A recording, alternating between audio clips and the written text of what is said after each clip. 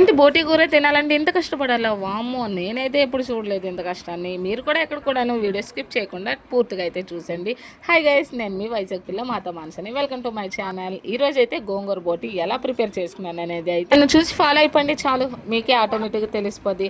ఇంకా పొద్దున్న అయితే మా ఆయన వెళ్ళి 5కి అలాగా వెళ్ళి బోటిని అయితే తీసుకొచ్చారు. ఫుల్ బోటి సంచి అలా తీసుకొని వచ్చారు. ఎక్కువసేపు అలా ఉంచితే స్మెల్ వచ్చేస్తుంది కాబట్టి ఇంకా వేడి నీరు పెట్టి మా బాపకైతే ఇచ్చాను. మా బాప అయితే ఒక పట్టు పట్టారు చూడండి. మొత్తం సాపోడైనా సరే అంత నీట్గా చేస్తాడు లేదో తెలియదు. మా అత్త మాత్రం చాలా క్లీన్గా అయితే చేసేసారు. మొత్తం వేడి నీరు పెట్టేసేవగానే మొత్తం వాష్ చేసి మళ్ళీ ఇచ్చేసారు. 3-4 టైమ్స్ అయితే వాష్ చేశారు.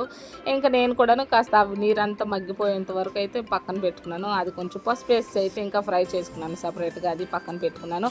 అంతలోనే ఇంకా స్నానం కూడా చేసి వచ్చేసి ఇంకా స్టవ్ అయితే ముట్టించాను. ఫస్ట్ అయితే కుక్కర్ పెట్టుకుని అందులో కాస్త ఆయిల్, ఆనియన్, పచ్చిమిర్చి ఇంకా బిర్యానీ మసాలా, కరివేపాకు వేసి రెడ్ అండ్ బ్రౌన్ కలర్ వచ్చేంత వరకు ఫ్రై చేసుకోవాలి. అందులోనే నేనైతే ఈ పేస్ట్ అల్లం వెల్లుల్లి టమాటా ఉల్లిపాయ పేస్ట్ అయితే చేసుకొని వేసుకున్నాను. ఇది కాస్త నీరు మొత్తం మగ్గిన తర్వాత అప్పుడు కొంచెం ఉప్పు, కారం, పసుపు కూడాను యాడ్ చేసుకోవాలి. అలాగే కొంచెం గరం మసాలా కూడాను యాడ్ చేయాలి. పచ్చి వాసన పోయేంత వరకు మొత్తం కూడాను కలుపుకోవాలి. ఆ తర్వాత మనం ఫ్రై చేసి పెట్టుకున్న బోటీని కూడా అందులో వేసుకొని కొంచెం కలుపుకొని గరం మసాలా వేసి అలా కొంచెం పక్కన అయితే పెట్టుకోండి.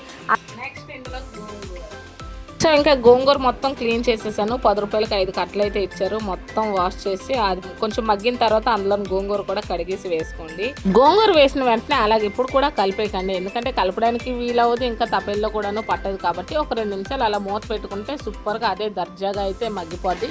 సో అప్పుడు ఇంకా మనకు కలపడానికి కూడాను ఈజీ అవుతుంది. నేనైతే ఇప్పుడు మీకు చూపించబోయే బాక్స్ నాకు చాలా బాగా నచ్చింది. నేనైతే మీషోలో తీసుకున్నాను. ఇందులో 6 ఐటమ్స్ ఏవైనా సరే స్టోర్ చేసుకోవచ్చు అనమాట. నేనైతే మసాలా పౌడర్లు అయితే యాడ్ చేసుకున్నాను. నాకైతే ఇందులో బాగా నచ్చింది ఏంటంటే దేనికి దానికి సపరేట్ స్పూన్లు కూడా ఇచ్చారు.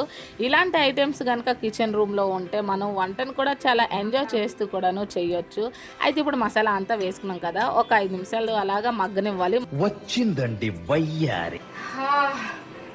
సూపర్ స్మెల్లే సూపర్, అంటే ఇంకా తిన్నాక ఉంటుంది. మీకు కూడా తినాలనిపిస్తుంది కదా, ఇంకెందుకు లేటు, వచ్చేసేయండి మా ఇంటికి. ఏనాడన్నా పెట్టావునా? మసాలా మొత్తం బోటికి పట్టింది కాబట్టి ఇప్పుడు కొంచెం వాటర్ కూడా యాడ్ చేసుకుందాం. ఫస్ట్ అయితే మిక్సీలో కడిగిన నీరు అయితే ఉంది కదా, అది కూడా వేసేసాను. ఇంకా ఇంకో సగం నీరు అయితే పట్టింది. ఫస్ట్ అయితే మీరు చూసుకోండి ఎంత వాటర్ పడుతుంది ఏంటి అనేది, దాన్ని బట్టి మీరు వాటర్ యాడ్ చేసుకుంటే సరిపోద్ది. గుడ్, ఎల్కేజీలో పట్టింది.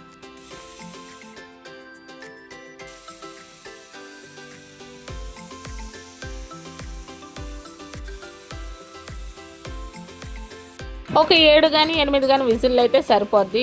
ఇంకా ఇందులో నేను మూత తీసేసరికి మొత్తం బాగా అయితే ఉడికిపోయింది. ఇంకా కొంచెం కొత్తిమీర, గరం మసాలా అయితే వేసి దించుకున్నాను. ఒకవేళ మీకు ఉడకలేదు అని అంటే ఇంకో 2 విజిల్ అయితే పెట్టుకోవచ్చు.